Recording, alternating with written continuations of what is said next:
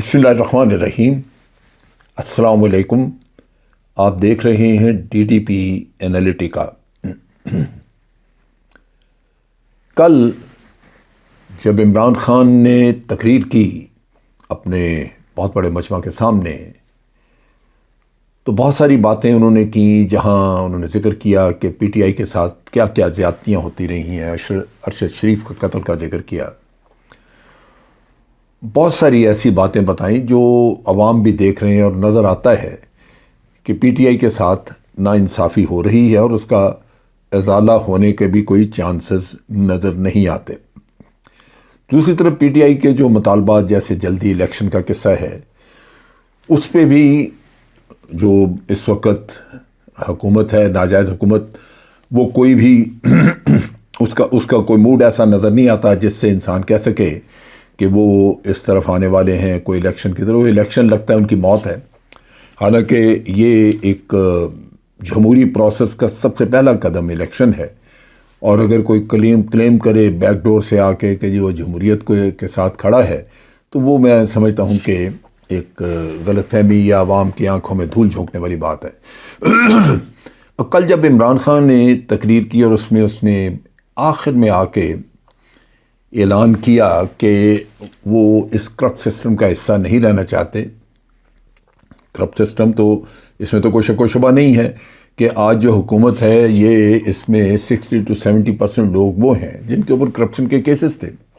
बदकिस्मती, इस मुल्क की इंतहाई बड़ी बदकिस्मती है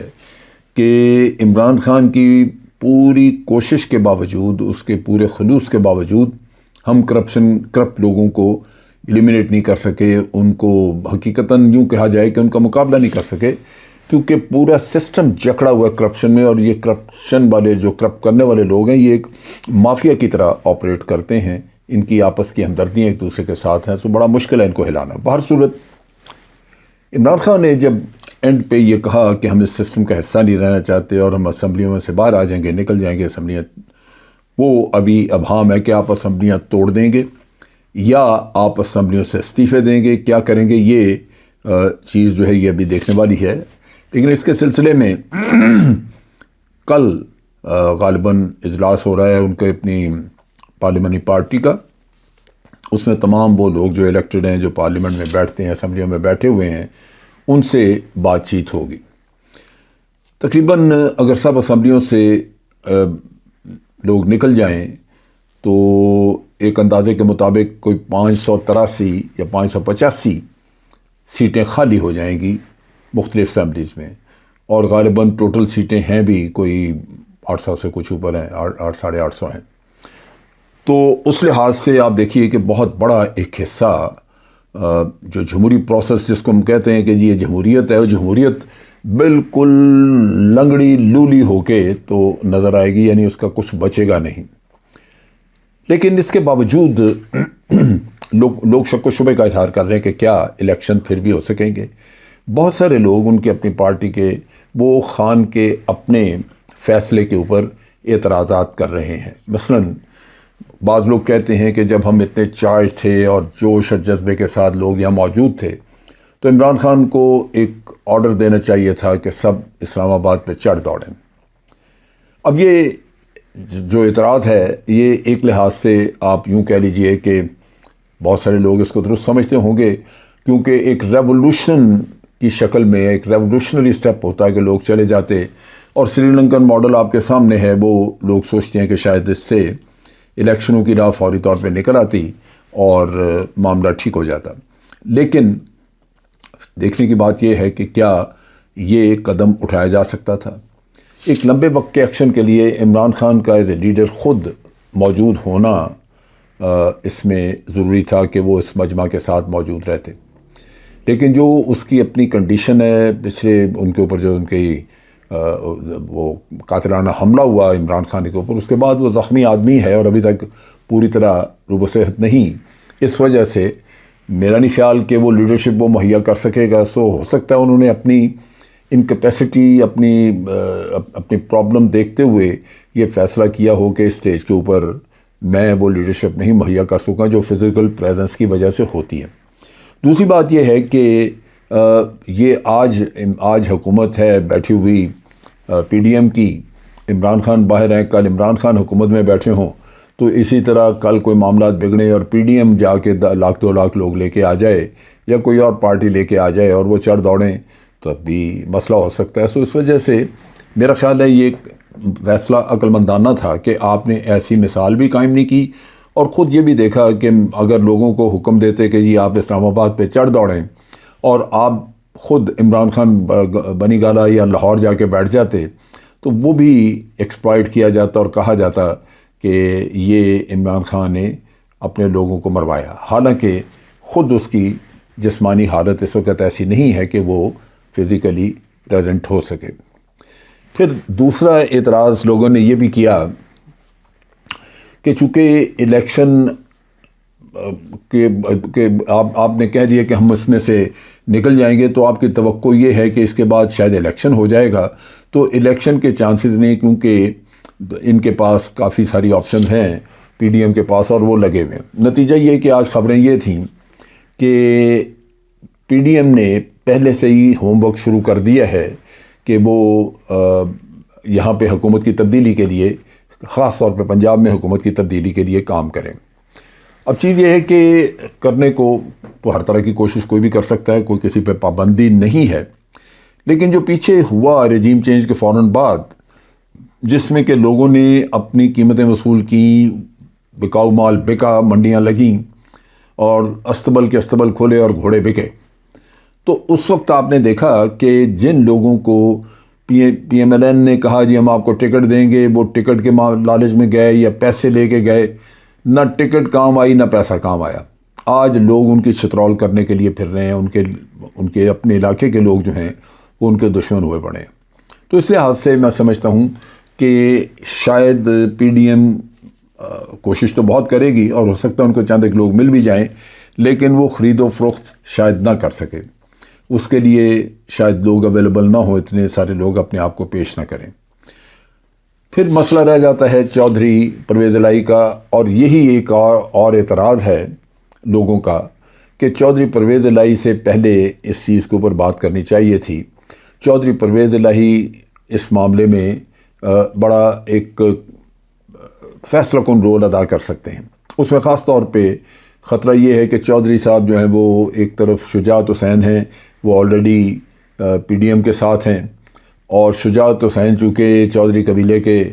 بزرگ ہیں، بڑے ہیں، ہو سکتا ہے دوبارہ بات چیت ہو تو وہ پریویل کر جائیں.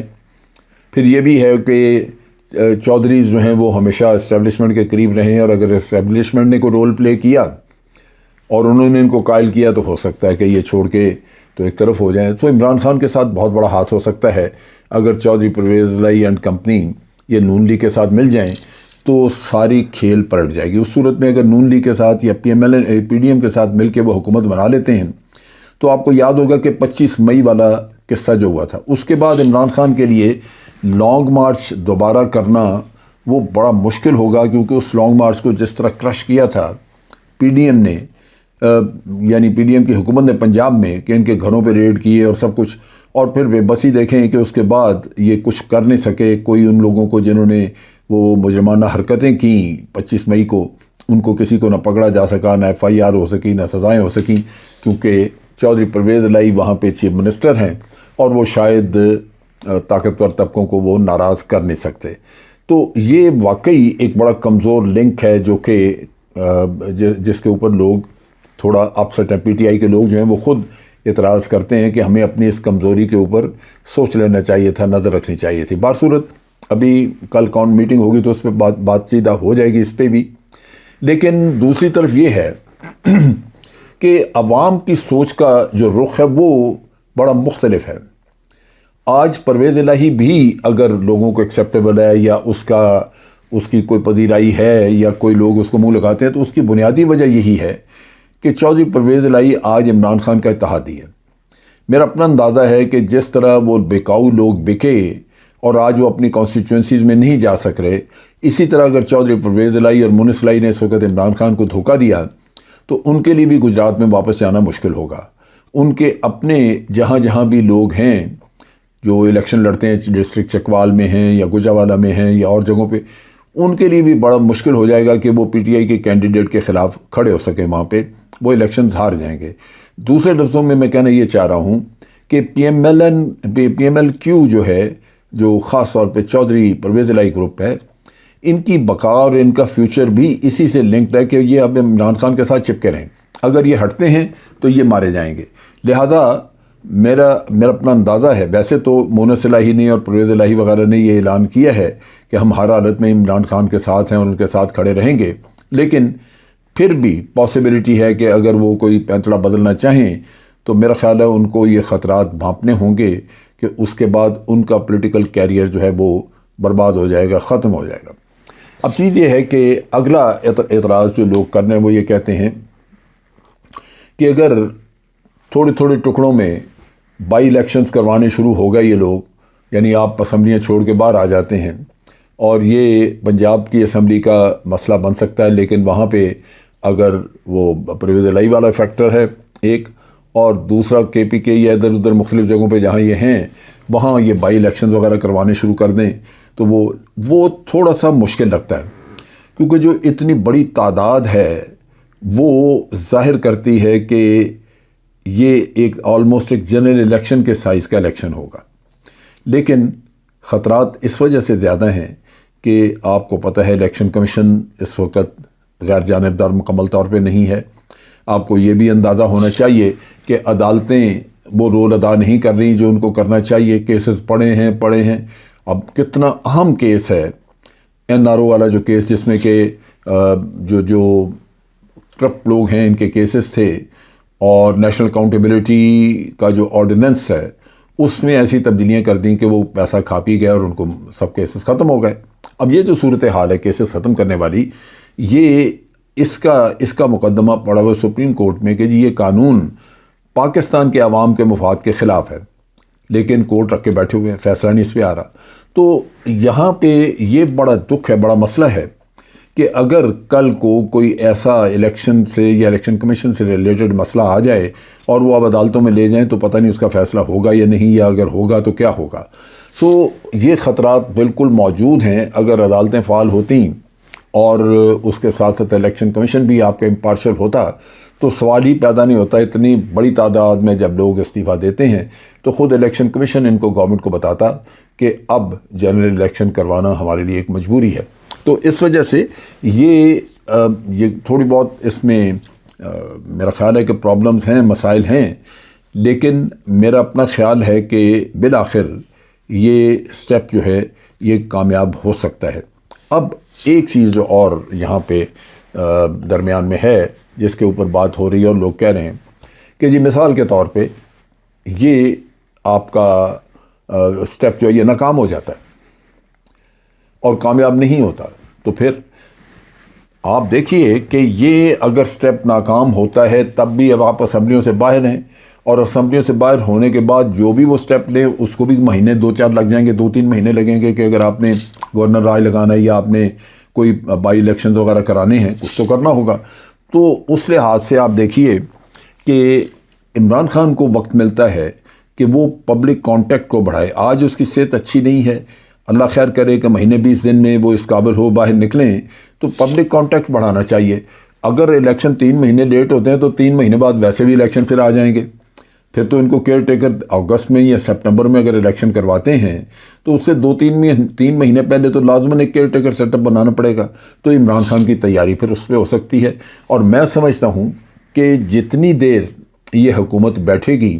یہ ڈیلے کریں گے الیکشن کو،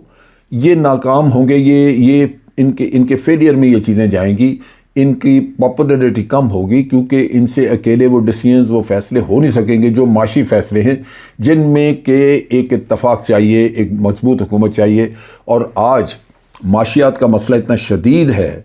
کہ یہ حکومت ٹیکل کر ہی نہیں سکتی، مہنگائی مزید بڑھے گی اور یہ عوام میں ان پاپولر ہوں گے۔ الیکشن ہو جاتے تو شاید ان کی کوئی فیس سیونگ بن جاتی، لیکن وہ چونکہ نہیں کروا رہی ہے، تو نتیجہ یہ کہ عمران خان کا یہ سٹانس بالآخر اس کو کامیابی دے گا۔ اور اگر الیکشن یہ نارمل ٹائم پہ بھی جا کے کراتے ہیں تو پھر جتنی بھی اس دور میں مہنگائی ہوگی، جو مس گورننس ہوگی، جو جتنے بھی مسائل ہوں گے، اس کا بوجھ پی ڈی ایم اپنے کندھوں پہ لے کے جائے گی۔ تو آج کے لیے اتنا ہی۔ افواج پاکستان زندہ باد، پاکستان پائندہ باد۔